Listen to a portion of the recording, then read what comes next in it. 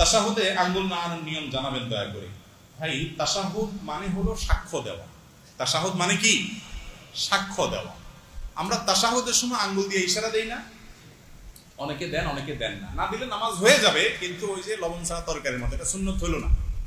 সুন্নত হলো ইশারা কর। ইশারা কেন করব? কারণ এই আঙ্গুলটাকে বলা হয় শাহাদাত আঙ্গুল। শাহাদাত মানে কি? সাক্ষ্য। এই আঙ্গুলটাকে বলা হয় সাক্ষী দেওয়ার আঙ্গুল। কেন? কারণ সাধারণত আদালতে, বিচারে, কোনো কিছুতে সাক্ষী দিতে হলে আঙ্গুলটা বলা হয় অমুক এটা করেছে, অমুক এটা করেছে, এটা দেখায়া যে কোনো কিছুকে ফিক্স করা হয়। এই জন্য এটাকে সাক্ষী দেওয়ার আঙ্গুল বলা হয়। আমরা যখন কালিমায়ে শাহাদা পড়বো আত্তাহিয়াতুর মধ্যে, আশহাদু আল্লা ইলাহা ইল্লাল্লাহ ওয়া আশহাদু আন্না মুহাম্মাদুর রাসূলুল্লাহ, বা তাশাহুদ মানে কি? সাক্ষ্য দেওয়ার দোয়া বা সাক্ষ্য দেওয়ার বাক্য, কালিমা। এটা পাঠের সময় আমরা আঙ্গুল তুলে সাক্ষ্য দিব। মুখে সাক্ষ্য দিচ্ছি, আবার আঙ্গুল তুলেও কি দিচ্ছি? আমি সাক্ষ্য দিচ্ছি যে আল্লাহ ছাড়া কোনো সত্যিকারের কোনো মাবুদ নাই, মুহাম্মদ সাল্লাল্লাহু আলাইহি ওয়াসাল্লাম আল্লাহর গোলাম এবং রাসূল। এই কথা কি দিচ্ছি? সাক্ষ্য দিচ্ছি। মুখে সাক্ষ্য দিচ্ছি, আবার আঙ্গুল তুলেও কি দিচ্ছি? সাক্ষ্য দিচ্ছি। এই জন্য তাশাহুদের সময় আঙ্গুল তোলাটা কি? সুন্নাত। তাশাহুদ পাঠের সময় আঙ্গুল তোলা কি ভাই? সুন্নাত। এই আঙ্গুল কিভাবে তুলবো? এটার পদ্ধতি হলো, এই যে দুইটা আঙ্গুল, এই কোনই আঙ্গুল এবং তার পাশেরটা, এই দুইটাকে ভেঙে ফেলবেন। এভাবে ভেঙে ফেলবেন। এরপর তিনটা থাকবে, তার এই দুইটা দিয়ে আংটি বানাবেন। এভাবে মাথা জোড়া দিবেন এবং এটা ইশারার সময় এরকম উঠাবেন। বুঝতে পেরেছেন? আবার আপনার তাশাহুদ পড়া শেষ বা বৈঠক শেষ, তখন আপনি কি করলেন? আবার এটাকে স্বাভাবিক করে ফেলবেন। কথা বুঝতে পারছেন তো? অনেকে আবার বলে আশহাদু আল্লা ইলাহা ইল্লাল্লাহ করে উঠাইতে হবে। ওই টাইমে না হলে একটু এদিকে দিলে ইমান চলে যাবে। ইমান এত সস্তা জিনিস, এটা ভুল ধারণা। বুঝতে পেরেছেন? যে না, এই টাইমে না হলে, টাইমিং উল্টাপাল্টা হলে আবার ঝামেলা আছে, বাবা দরকার নেই, থাক, এটা তো সুন্নত কাজ নাই করলাম, এরকম অনেকেই করে। এটা ভুল ধারণা। বরং এই তাশাহুদের সময় আপনি আঙ্গুল উঠায় ইশারা করবেন। অনেক ভাই আঙ্গুল নাড়াচাড়া করেন, অনেক ওলামা ইকরাম নাড়াচাড়া করার কথা বলেন, কারণ একটা হাদিসে আছে যে এই আঙ্গুল নাড়ানোটা শয়তানের উপরে লোহার আঘাতের চেয়ে কঠিন হয়। এই জন্য ভালো করে নাড়ায় শয়তানটা আঘাত করে নেয়। বুঝতে পারছেন? কিন্তু এক্ষেত্রে দুইটা মত, যদি অনেক ওলামা ইকরাম বলেছেন যে নাড়াইতে থাকা এবং এটা শয়তানের জন্য বেশি কঠিন হয় লোহার আঘাতের চাইতে বা এই জাতীয় আঘাতের চাইতে। তো এই মতটার চাইতে আমার কাছে অধিকতর শক্তিশালী মনে হয় এবং এটাই বেশি বিশুদ্ধ মত, যে নাড়াইতে থাকা না, বরং ইশারা দেওয়া। কারণ বেশিরভাগ হাদিসে যে ভাষ্য আসছে সেটা হলো তাশাহুদের সময় আঙ্গুল দিয়ে কি করা? ইশারা দেওয়া। ইশারা কিন্তু নাড়াইলে হয় না, নাড়াইলে ইশারা হয় না।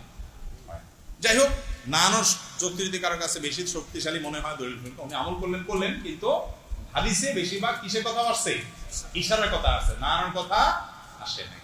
আর তাছাড়া সালাতের মধ্যে যে খুদু অবলম্বন করা, সুকুনের সাথে থাকা, এটার সাথে এটা যায় না। সব মিলিয়ে আঙ্গুল ইশারা করা তাশাহুদের মধ্যে এটা একটা সুন্নত কাজ, একটা ভালো কাজ, যেটা আমাদের বেশিরভাগ মুসল্লি ভাইরা করেনও না।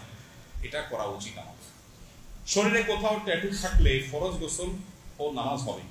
ট্যাটু আজকাল যুবকদের মধ্যে প্রচুর পরিমাণে দেখা যায় যে তারা ট্যাটু অঙ্কন করে, ট্যাটু লাগান শরীরে, হাতে, পিঠে, কাঁধে, বুকে, বিভিন্ন জায়গাতে। সবচেয়ে দুঃখের বিষয় হলো আল্লাহ রাব্বুল আলামিন কোরআনে কারীমে বলেছেন যে লাকাদ খালাকনাল ইনসানা ফি আহসানি তাকওয়িম, মানুষকে সবচেয়ে সুন্দর অবয়ব দিয়ে আল্লাহ সৃষ্টি করেছেন।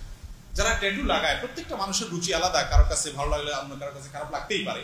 আমি ব্যক্তিগতভাবে এদের দিকে তাকালে দেখি আমার করুণা হয় যে এত সুন্দর হাতটা আল্লাহ তাআলা এত সুন্দর করে দিয়েছেন, ধবধবে সাদা অথবা কালোই হলো, কালোর ভিতরে সৌন্দর্য আছে। আল্লাহ তাআলা এত সুন্দর করে সৃষ্টি করেছেন, সেখানে সে ট্যাটু আঁকতেছে। দেখছেন না? ট্যাটু আঁকতেছে, এমন ট্যাটু আঁকতেছে যে এই ট্যাটুটা আমার কাছে তো মনে হয় যে চাঁদের মধ্যে কালিমার মতো আর কি। এত সুন্দর সৃষ্টির মধ্যে সেখানে ট্যাটু আঁকা ওইটাকে নষ্ট করছে। এই ট্যাটুগুলো অনেক সময় আর রিমুভ করা যায় না, আর উঠানো। কত যুবক দেখেছি যে চোখের পানি ফেলতেছে, হুজুর আগে বুঝি না লাগাই ফেলছি, এখন তো উঠাতে পারতেছি, কোনোভাবে উঠানোর সুযোগ নেই, কোনো রিমুভ করার জিনিস নেই। ডেঞ্জারাস একটা বিষয় নেই।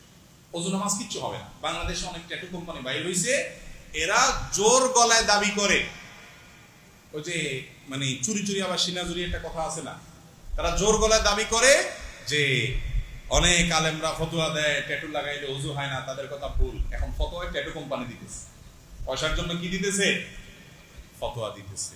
ভাইরা আমার, এই ট্যাটু যেটা আমাদের শরীরের সাথে এরকম ভাবে মিশে যাচ্ছে, চামড়ার সাথে এরকম ভাবে মিশে যাচ্ছে, যেটা রিমুভই আর করা যাচ্ছে না, সেটা যদি থাকে তাহলে সেক্ষেত্রে শরীরে ওযু করলে ওযু হবে না, গোসল করলে গোসল হবে না। নবী করিম সাল্লাল্লাহু আলাইহি ওয়াসাল্লাম বলেছেন লানাল্লাহুল ওয়াশিমাতা ওয়াল মুস্তাওশিমাতা, যার গায়ে উল্কি এঁকে দেয়া হয় আর যে এঁকে দেয়, উভয়ের প্রতি আল্লাহ তাআলা লানত এবং গজব নাযিল করেন। কত ডেঞ্জারাস একটি বিষয়। অনেক খেলোয়াড়দের দিকে দেখে, অনেক তথাকথিত তারকাদের দেখে তাদের অনুসরণে আমাদের অনেক যুবক ভাইরা নষ্ট হয়ে যাচ্ছে। মুসলমানের সন্তান বেলালকে চিনে না, আম্মারকে চিনে না, আব্দুল ইবনে ওমরকে চিনে না, আব্দুল ইবনে আব্বাসকে চিনে না, তাদের হিরোদেরকে চিনে না রাদিয়াল্লাহু তাআলা আজমাইন। সে চিনে এই সমস্ত ফাসিকদেরকে, কাফেরদেরকে, আল্লাহর দুশমনদেরকে, পাপিষ্ঠদেরকে এবং গুনাহগারদেরকে।